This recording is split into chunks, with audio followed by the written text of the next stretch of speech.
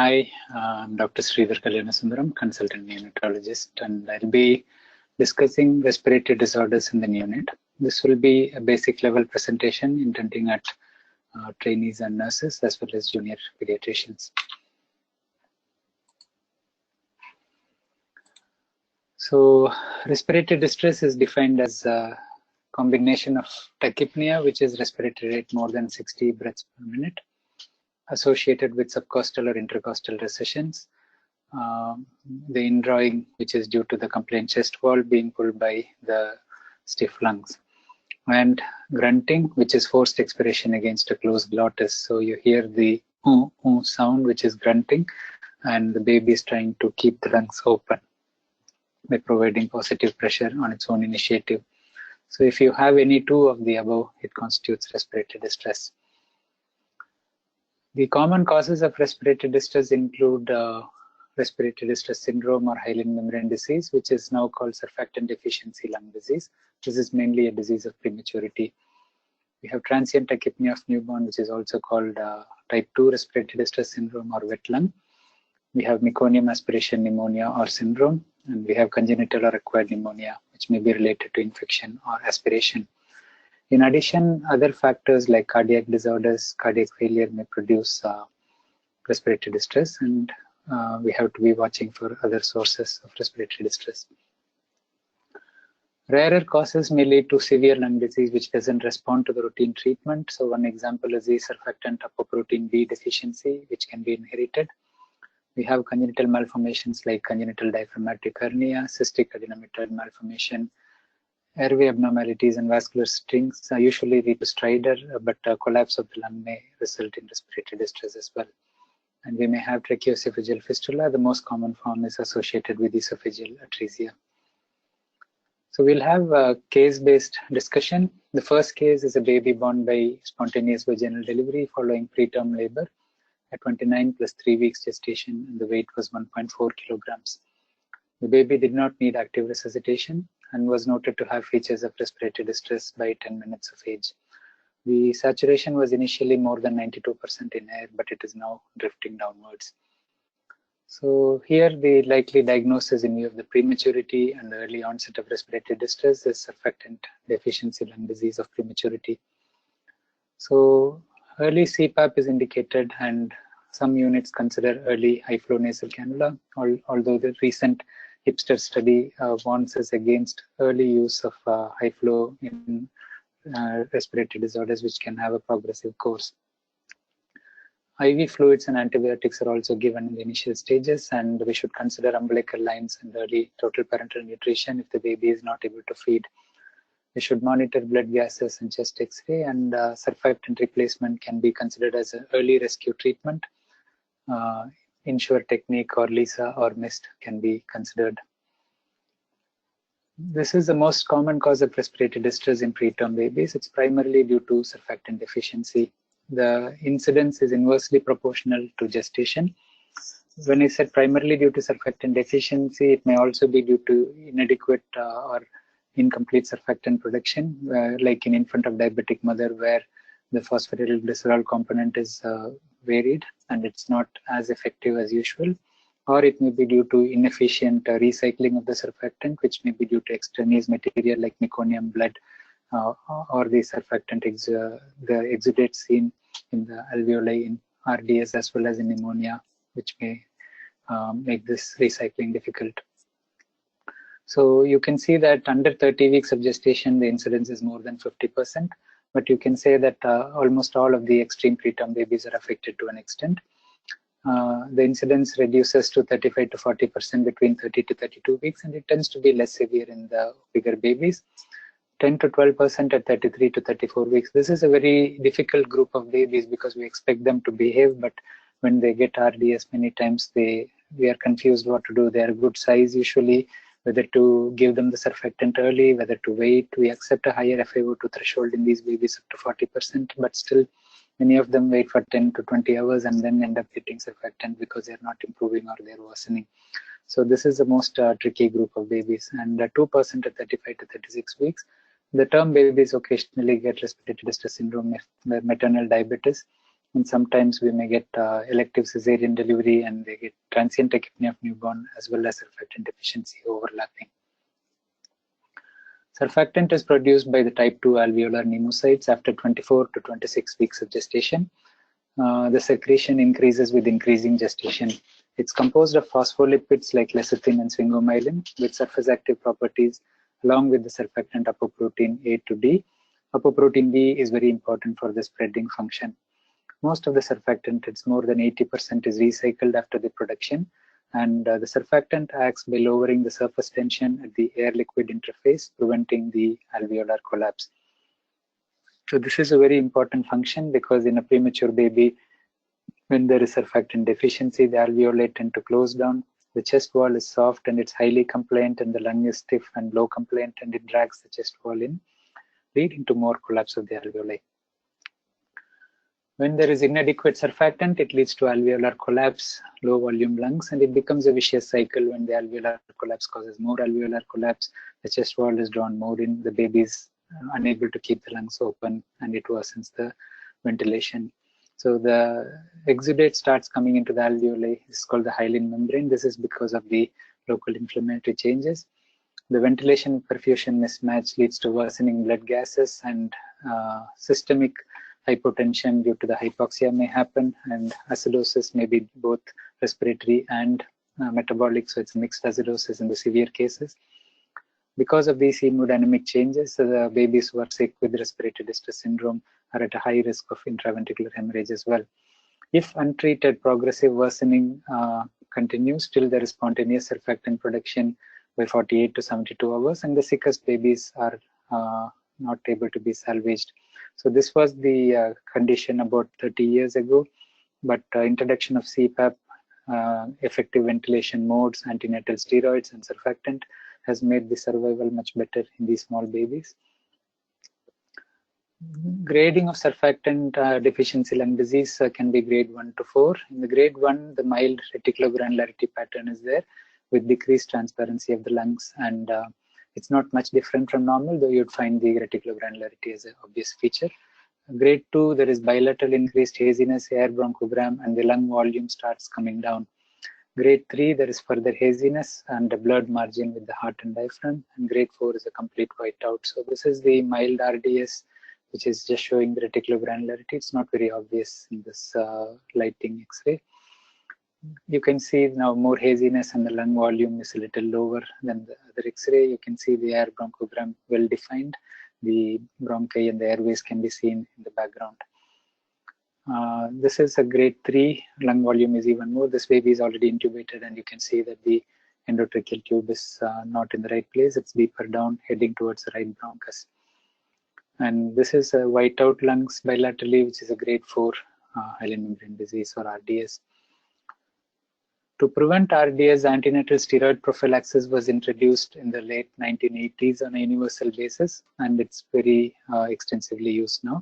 It's a single most important parameter improving outcome in preterm newborns. 2 doses of betamethasone or dexamethasone are given to the mother presenting with preterm labor. Betamethasone is usually 2, and dexamethasone can be given as 2 or 4 doses. It reduces the incidence as well as severity of the respiratory distress syndrome and improves outcome with 40% reduction in mortality. The steroids act by stimulating the surfactant release as well as production.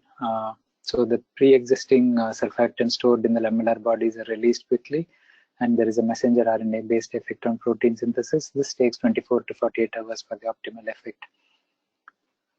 In terms of management, surfactant therapy, when you have a higher oxygen requirement and there is evidence that the baby has worsening respiratory distress syndrome based on the clinical parameters, you have clinical scoring tools like Silverman score or Down score for the respiratory distress. You can also use X-ray criteria, but you don't need an X-ray to make a diagnosis of respiratory distress syndrome, though you may need it for documentation and insurance purposes. However, you need the X-ray to diagnose complications like a pneumothorax or other problems. So you may have Curasurf, which is a porcine product, or Survanta, which is a bovine product. It's instilled into the endotracheal tube by a catheter. So 1 to 3 doses are given 6 to 12 hours apart. Ventilation, either mechanical ventilation or CPAP or NIPPV, We have different forms of non-invasive modes. We are going more and more into the non-invasive mode and to extubate early. So surfactant is given either by Ensure, where we intubate, give surfactant and extubate, or we give by minimally invasive surfactant treatment or mist using angiocath, or by using a feeding tube using LISA technique, less invasive surfactant therapy. So the supportive management is with IV fluids and total parenteral nutrition in the extreme preterms, where you expect them to need the fluids for a length of time. Umbilical arterial and umbilical venous insertion and catheter insertion and antibiotics during the initial 24 to 48 hours till you have negative blood cultures. So the second case is a term baby, 39 plus 4 weeks, 3.7 kilo, born by emergency cesarean for fetal distress and meconium stain liquor. The baby was born flat, which means the baby did not have any respiratory effort. Oropharyngeal as well as endotracheal suction was done, and meconium was aspirated from the trachea as well. The baby needed mask ventilation for 2 minutes after the trachea was suctioned. The heart rate was maintained. Apgar score was 5 and 8 at 1 and 5 minutes, and the cord pH was 7.1, which does confirm the fetal distress that was noted. The baby was transferred to the NICU. Baby started grunting and needed 40% oxygen to maintain saturation. The chest appeared overinflated and the abdomen was scaphoid, and this is because the meconium has been passed in the womb and the abdomen is relatively empty. Chest appears overinflated because meconium, which is aspirated into the airway, causes a ball valve mechanism where the air can go into the lungs, but the return back is blocked by the ball valve type plug. So it leads to overinflated lungs. So this is typical of meconium aspiration pneumonia. The most important part here is it becomes a meconium aspiration syndrome if the pneumonia leads to pulmonary hypertension, persistent pulmonary hypertension of the newborn, because the bile acid radicals in the meconium and other chemicals may irritate the pulmonary vessels to cause vasoconstriction. And these babies are hypoxic, and hypoxia doesn't allow the normal reversal of the pulmonary vasculature dilatation. So pulmonary hypertension persists, and that's called persistent pulmonary hypertension, and it can be a severe condition. So we have to use caution in the use of CPAP, and you may consider an early chest X-ray to rule out pneumothorax before you start CPAP, so it's not essential if clinically and by cold light it's normal. You should avoid hypoxia because of the risk of worsening pulmonary hypertension, and temperature should be maintained. If there is birth asphyxia, you should avoid hyperthermia definitely, and hypothermia can complicate the picture as well. So if you're planning to cool a sick baby with meconium aspiration and PPHN, that may be a relative contraindication. We should aim for saturation in the high 90s, 95 to 98% in these cases. Support the ventilation as need be, and because these babies are likely to need multiple blood gases, blood pressure monitoring, we may need umbilical arterial line. And surfactant therapy should be considered where we have high oxygen requirement. So more than 50% oxygen, it's one of the secondary indications for surfactant therapy, where because the meconium in the airway prevents efficient recycling of the surfactant, there is secondary surfactant deficiency. Meconium aspiration is more common in term and post-term babies, and 10 to 15% of labor is complicated by meconium stain liquor. 10% of the babies who have been born through meconium stain liquor may develop meconium aspiration pneumonia and syndrome. This is more likely in babies where there is fetal distress. So most of the meconium stain liquor happens when you allow pregnancies to go past the 40-week stage, that is a post-term, and there is a spontaneous passage of the meconium right to the end of the intestine, and they pass freely when there is labor-related pressure. However, if it's passed in a 37 or 38 weeker, it's more likely to indicate abnormal circulation of fetal distress. The presence of meconium stain liquor, respiratory distress, and chest X-ray findings with or without pulmonary hypertension is a meconium aspiration syndrome. And typically, the X-ray picture is patchy overinflation with fluffy opacification. So you have a chemical pneumonitis, and it's not uncommon after meconium aspiration or even like a respiration to have the CRP and other inflammatory markers going up, even though there is no confirmed infection. And it does come down fairly quickly after the pneumonitis resolves. So you don't need to treat these babies with antibiotic for a prolonged duration because it's the chemical pneumonitis which has caused the inflammatory marker to go up. So if the typical picture suggests that baby did not have evident infection, you can stop the antibiotics by 5 days. So the chest X-ray picture, this is the fluffy infiltrates. This baby is incubated as well and has an umbilical arterial line most probably. The supportive management is similar to respiratory distress syndrome. So ventilation and consider surfactant therapy. Aim for higher saturations in view of the risk of pulmonary hypertension. Plus the baby is not at risk of BPD or retinopathy being a term baby. Inhaled nitric oxide therapy for an 8 ppHN should be considered where your oxygenation index goes more than 15 to 20. It was 25 as a cutoff before, but nowadays we are more aggressive with nitric oxide treatment. Because if it works, you can avoid unnecessary overventilation and lung damage. Even meconium aspiration babies can have chronic lung disease and the disease is severe. The most severe cases need extracorporeal membrane oxygenation, which is only available in very few centers. And if the baby is so sick and you don't have a referral center, we may lose the baby. Coming to the third case, it's a term baby, 3.4 kilos, born by elective cesarean at 39 weeks for previous cesarean delivery. No antenatal risk factors. The baby did not need any resuscitation, but was noted to have some tachypnea and grunting by 2 hours of age. The midwife later said that at the delivery, the baby was frothing saliva out of the mouth. So this is a common picture. The babies who are at risk of transient tachypnea of newborn often have excessive frothing in the first few minutes. And baby is transferred to the NICU for monitoring. The baby was noted to have worsening of the respiratory distress, needing oxygen of 0.3 to make saturation. There were no risk factors for sepsis. So this is a typical picture of wet lung or transient tachypnea of newborn, also called respiratory distress syndrome type 2. The fetal lung is filled with fluid, and normally, when the labor process starts, there is a chemical reversal of the fluid secretion and absorption process. So the fluid starts getting absorbed into the lung vasculature even before the delivery. And during the vaginal delivery process, there is a squeeze effect. So, but during the cesarean deliveries, especially if it's elective, that is before the onset of labor, this chemical reabsorption process does not take place. And it's a baby is caught by surprise, so to speak. And the labor-related increased stress hormone levels doesn't happen as well. So usually it happens in term babies with elective cesarean or even with precipitate labor where you have not had much time to go through the labor process. The baby presents with early onset respiratory distress, and this usually settles over 24 to 48 hours, though in some babies it takes 3 to 5 days, especially that some babies behave more premature with the highly compliant chest wall with significant retractions, and they may continue to have this respiratory distress for a few days, where we need to carefully monitor them during their initiating such feeds and progressing. So supportive management and use of CPAP, very rarely mechanical ventilation may be needed for TTN as well. And as I said, in infant of diabetic mother or in borderline GTT, where the baby comes out at 37 to 38 weeks, we often see an overlap in picture of RDS with TTN, and you may need surfactant rarely in some of these cases. There is a case for antenatal steroids for elective cesarean at 37 and 38 weeks of gestation, and there is evidence to show that it reduces the risk of admission to the NICU due to transient tachypnea. It also leads to earlier recovery in case the baby gets TTN.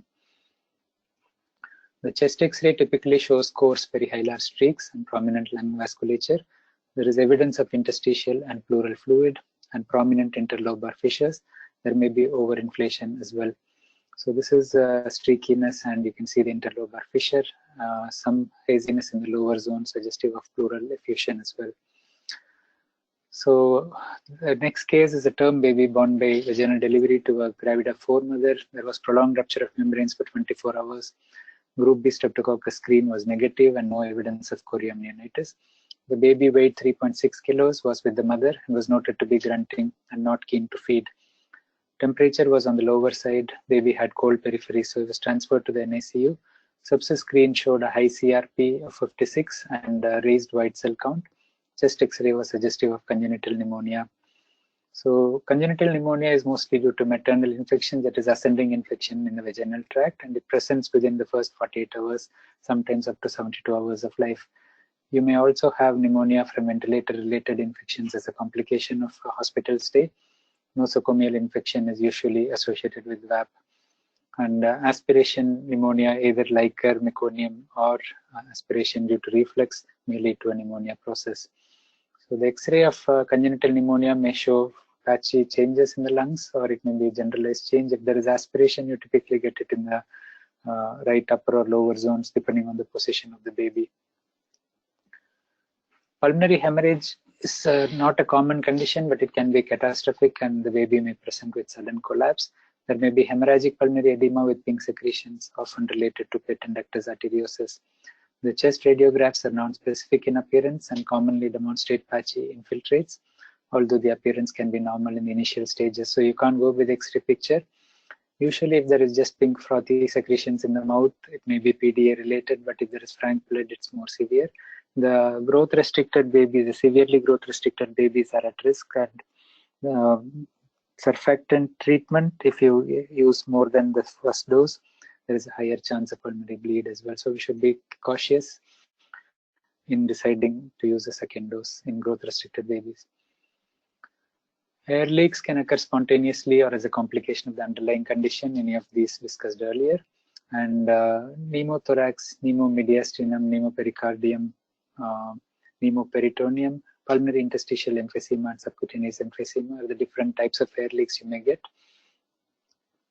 So this X-ray illustrates pulmonary interstitial emphysema. This is not seen that commonly these days because of the regular use of antenatal steroids and early appropriate ventilation without overdoing the pressures. So this baby has a chest drain, so probably had a PE associated air leak as well. And this is a typical pneumothorax, and if the mediastinum is shifted as it is in this case, it's a tension pneumothorax where the baby would have presented with shock-like presentation, and you would have needed an emergency needle drainage before you put in the chest drain. So the X-ray is needed to confirm, but you don't need to wait for the X-ray to treat because it's a life-threatening emergency, and a cold light illumination of the chest may confirm the diagnosis. Pneumococcal is a complication of some forms of infection like staphylococcal pneumonia. It can also happen related to pulmonary interstitial emphysema, where one area of the lung starts expanding more. A close differential diagnosis will be pulmonary lobar emphysema. A quick run through of bronchopulmonary dysplasia, also known as chronic lung disease of prematurity. It's defined as oxygen requirement beyond day 28, and it's mild if it fulfills that definition but doesn't go on to go beyond 36 weeks. If it crosses 36 weeks, it's moderate if the FaO2 requirement is less than 0.3 and baby doesn't need positive pressure, or it's a severe one if the FaO2 is more than 0.3 or there is positive pressure ventilation needed. There is a difference between the whole BPD described by Northway, pre-surfactant, pre-steroid, pre-non-invasive ventilation era, or you can screen non-routine, non-invasive ventilation era, and modern BPD, where it's more like a lung arrest related maturation issue in extreme preterm babies. So in Northway staging, there was stage 1, which is a homogeneous appearance of RDS, and stage 2 shows generalized opacity, frequently seen towards the end of the first week of life. Stage 3 is onset of chronic changes with a bubbly appearance, and stage 4, the typical chronic BPD changes with hyperinflation, blood formation. The fibrous streaks are usually a poor prognosis because that means the lung is unlikely to heal even if you give steroids, systemic steroids to these babies. The pulmonary hypertension is one of the reasons that these babies succumb. Cardiomegaly and carpulmonal may result. So this is the stage 2 to 3 BPD with the early start of the cystic changes, and stage 4 BPD where you may get a streaky fibrous picture and multiple cystic changes in the lung as well. In modern BPD, it's very rare to see such severe chest X-ray changes, though we do see the occasional babies with the similar changes. It's more likely similar to the stage 2 BPD with bilateral hazy lung fields and patchy inflation. And chronic lung disease babies may need home oxygen therapy, and we have to be considering RSV prophylaxis in these babies as well. In terms of congenital malformations and respiratory distress, congenital diaphragmatic hernia can be scary if you have not diagnosed it antenatally, because the baby may not respond to the initial resuscitation measures, and IPPV with bag and mask is not good because it causes the intestines to swell up with gas, and it's going to compromise your subsequent resuscitation. So it should be considered in any baby born where you have cardiac pulsation shifted to the right for a left diaphragmatic hernia, which is a commoner type, and you may have a scaphoid abdomen because the abdominal contents are pushed into the chest. So you can electively intubate such babies. Sometimes we don't pick it up in the labor room and baby presents with respiratory distress and the X-ray shows diaphragmatic hernia, and then we intubate and manage. Cystic adenomatoid malformation is a similar differential diagnosis, and you see cysts in the lungs. It's usually less severe than diaphragmatic hernia, and sometimes you have CCAM found on the antenatal imaging, but when the baby is born, it has resolved. The CT scan showing the similar cystic changes in the lung with CCAM. Esophageal atresia and tracheoesophageal fistula. So you have the feeding tube going in and not coming down into the stomach, so it's curling back up. So this is the esophageal atresia, and you can see gas in the intestines, which means though there is esophageal atresia, the gas is reaching the intestines through a fistula connecting the distal pouch with the trachea. So this is the typical picture where you have the airway, the trachea, and we have the blind upper pouch, which is atresia, and we have the fistula connecting the lower pouch of the esophagus with the airway. It can have a pure esophageal atresia with the blind pouch on both sides, and the H-type fistula is rare, but it's a difficult condition to diagnose, may present with persistent chronic cough or choking episodes, and you need bronchoscopy to diagnose it. So this is another view of the feeding tube stopping short, and it needs a surgical repair. So this is to conclude the presentation on common causes of respiratory distress in babies and the approach to their management. Thank you.